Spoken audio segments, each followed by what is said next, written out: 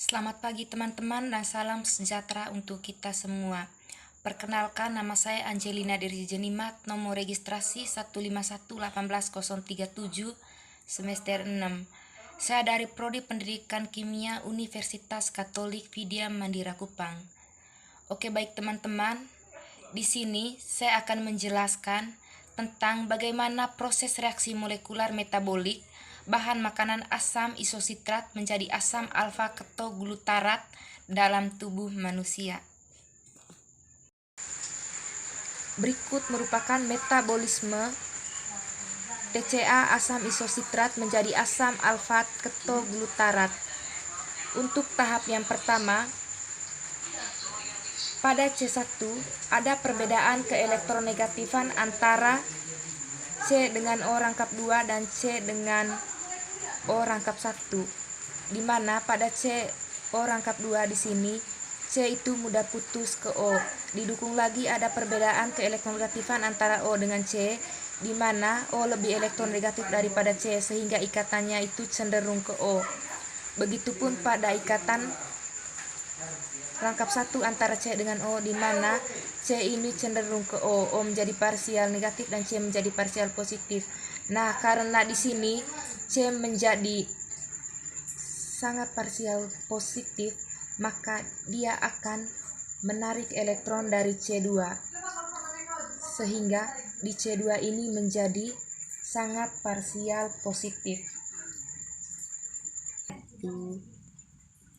Karena C2 ini menjadi parsial positif, maka dia akan mengganggu ikatan antara C2 dengan C3, di mana ikatannya itu cenderung ke C2, sehingga C3 itu menjadi parsial positif. Nah, pada C3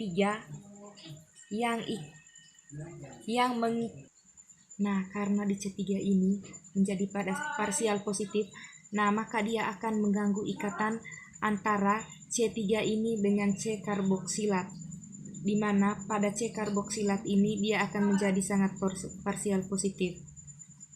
Nah, di C karboksilat ini juga ada perbedaan keelektronegatifan antara C dengan O rangkap 2 dan C dengan O rangkap 1, di mana di sini ada perbedaan keelektronegatifan antara C dengan O, di mana O lebih elektronegatif daripada C sehingga ikatannya cenderung ke O. O menjadi parsial negatif dan C menjadi parsial positif. Begitupun pada ikatan rangkap 1 antara C dengan O, di mana ikatannya cenderung ke O, O menjadi parsial negatif dan C menjadi parsial positif.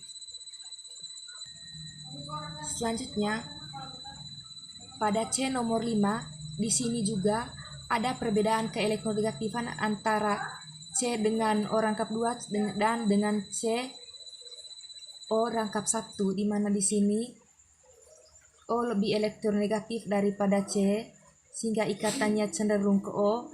O menjadi parsial negatif dan C menjadi parsial positif.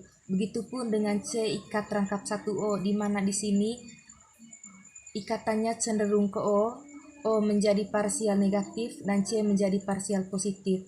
Nah, karena di C5 ini menjadi parsial positif, maka dia akan mengganggu ikatan antara C5 dengan C4, di mana dia akan menarik elektron dari C4 sehingga di C5 ini menjadi sangat parsial positif dan di C4 ini juga menjadi sangat parsial positif. Karena di sini menjadi sangat parsial positif, maka dia akan mengganggu ikatan antara C dengan OH dan C dengan H, di mana ikatannya itu cenderung ke OH sehingga OH ini menjadi parsial negatif dan C menjadi parsial positif. Nah, karena di sini C-nya menjadi parsial positif, maka dia akan berikatan dengan C+, sehingga di sini sangat-sangat parsial positif. Baik. Karena C3 menjadi sangat-sangat parsial positif, maka enzim akan mengkatalis C3 sehingga C3 akan berikatan sementara dengan C karboksilat. Nah, Mohon maaf, salah penjelasan di sini tadi C3 itu akan berikatan dengan enzim. Nah, karena C3 berikatan sementara dengan enzim, maka elektron ikatannya cenderung ke enzim, mengakibatkan enzim C3 ini menjadi parsial positif. Nah, karena C3 ini menjadi sangat parsial positif, maka dia akan mengganggu ikatan antara C dengan H dan C dengan C. Nah, di mana elektron ikatannya akan putus ke C3.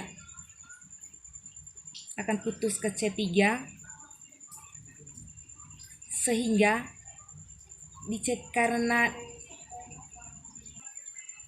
karena C3 ini lebih parsial negatif dibandingkan C karboksilat, sehingga C3 ini akan menjadi C- dan C ini akan menjadi C+. Kemudian C+ hasil pemutusan dengan C3 akan berikatan dengan O-,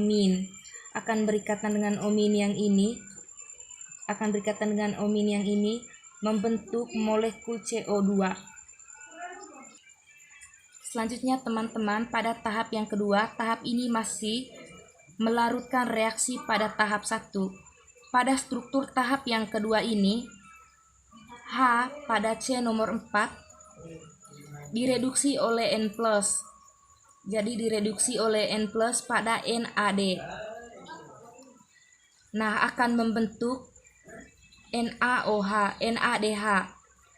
Nah, sedangkan C+ akan mengganggu ikatan antara C dengan O dan O dengan H.